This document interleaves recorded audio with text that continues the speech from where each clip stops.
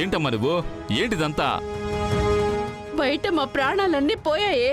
ఏం చేస్తున్నావు లోపల? ఇప్పుడు ఎందుకు అందరూ తలుపులు పగలగొడుతున్నారు?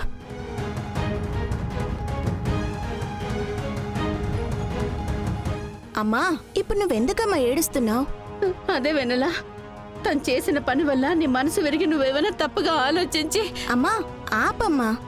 ఇప్పుడు నువ్వెందుకు బంగారుని తప్పు పడుతున్నావు? తనదేం తప్పుంది?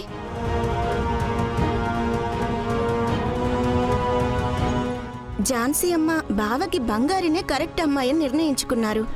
ఆ నిర్ణయం ఝాన్సీ అమ్మ చెప్పారు. బావ కూడా తాళి కట్టాడు. ఇందులో మనం బాధపడాల్సింది ఏముంది చెప్పు?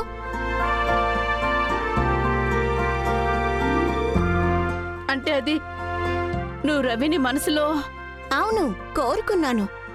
ఆయనే నాకు భర్తగా రావాలని చిన్న వయసు నుంచి ఆశపడ్డాను. కానీ అదంతా కలగానే మిగిలిపోయింది. ఇంకా ఆయన నా బావ కాదు, బంగారుకి భర్త. అది ఎవరు అనుకున్నా మార్చలేరు కదా. కానీ నన్ను నేనైతే మార్చుకోగలను కదా. మార్చుకున్నాను. మీరు మీ మనసు మార్చుకొని మీ పనేంటో అది మాత్రం చూసుకోండి.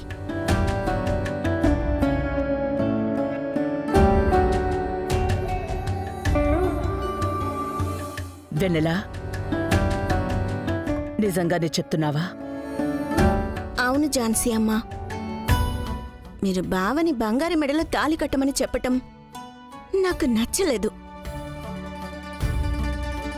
కానీ దాన్ని నేను ఆపలేకపోయాను. ఏదేదో జరిగిపోయింది. ఇక దేన్ని మార్చలేం కదా. మార్చలేని విషయం గురించి బాధపడి ఏడవటంలో ఎలాంటి ప్రయోజనం లేదు. అందుకని నేను కష్టపడి అందరినీ కష్టపెట్టటం నాకిష్టం లేదు.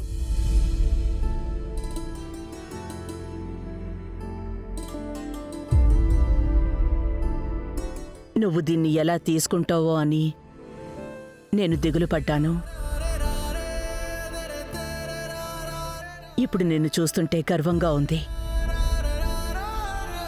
ఇంత తొందరగా అర్థం చేసుకునే మనిషి కాదే వెన్నెలా. నిజంగానే చెప్తోందా లేక ఇదంతా నాటకమా?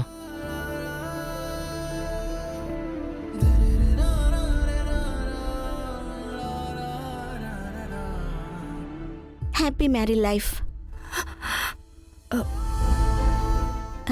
చెయ్యివ్వు. Happy married life.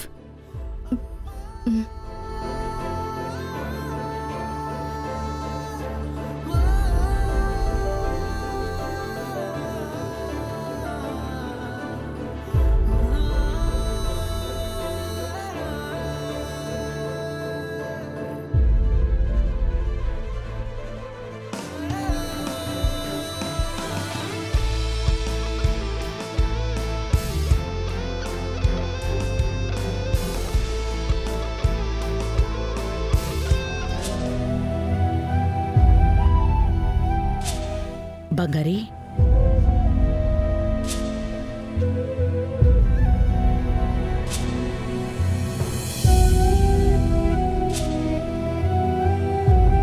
ఏంటి బంగారి, నువ్వు కూడా నాతో మాట్లాడవా? నా మీద కోపంగా ఉందా? కోపం రాకుండా ఎలా ఉంటుంది ఝాన్సమ్మ? నేను ఈ పెళ్లి వద్దు వద్దు అని మీతో ఎన్నిసార్లు చెప్పాను? ఏదీ వినకుండా మీరు చెప్పారనే కదా నేను పీటల మీద కూర్చున్నాను. ఇప్పుడేమైందో చూసారా? ఈ కుటుంబంలో అందరూ నన్ను ఒక శత్రువులాగా చూస్తున్నారు. రవి సార్ నన్ను ఎన్ని రకాలుగా హింసించాలన్న ప్లాన్లో ఉన్నారు.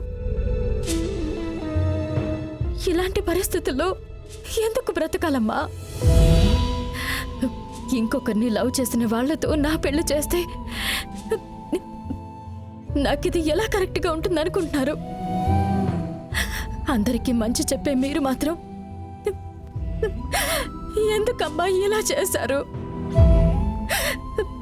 నాకు చాలా అవమానంగా ఉందమ్మా. నాకు ధైర్యంగా బయటికి ఏడుపు కూడా రావట్లేదు.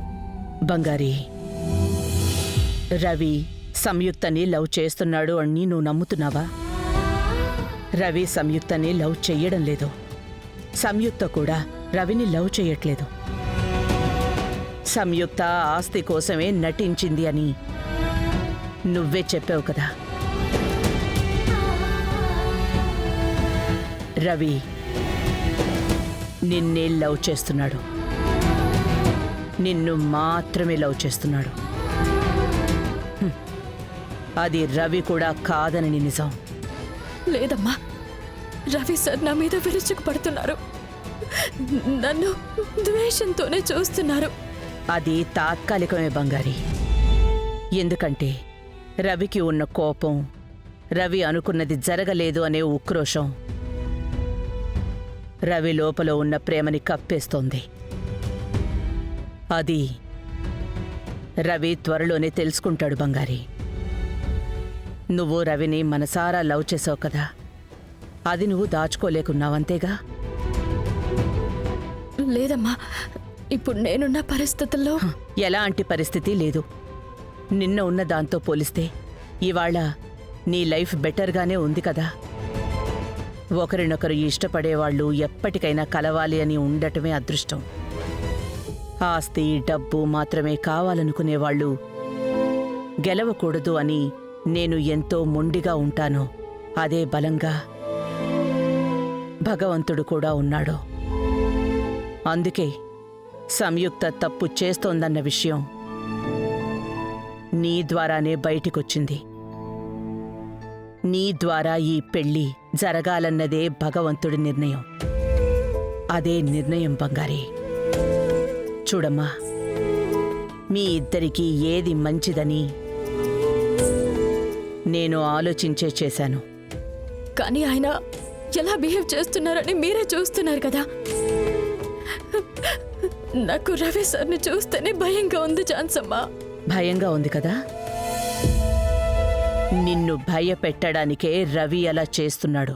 నీలో ఉన్న భయాన్ని రవితో చూపించావే అనుకో, దాంతోనే నిన్ను గెలుద్దామని అనుకుంటున్నాడు. బంగారి, భయపడకూడదు. రవి కంటే నువ్వు వీక్గా ఉంటావా ఏంటి? ఎన్నో రెట్లు ధైర్యశాలివి నువ్వు.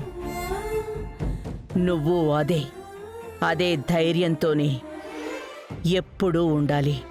నీకు రవి చేసేది నచ్చలేదు అంటే నచ్చలేదు అని చెప్పు. నో అంటే నో అని చెప్పు. నిన్ను ఎవ్వరూ బలవంతం చేయలేరు. బంగారి, రవి మీద నీకున్న ప్రేమ,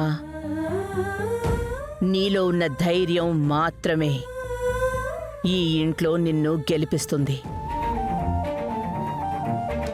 నీ వల్ల అవుతుంది బంగారి. వెళ్ళు.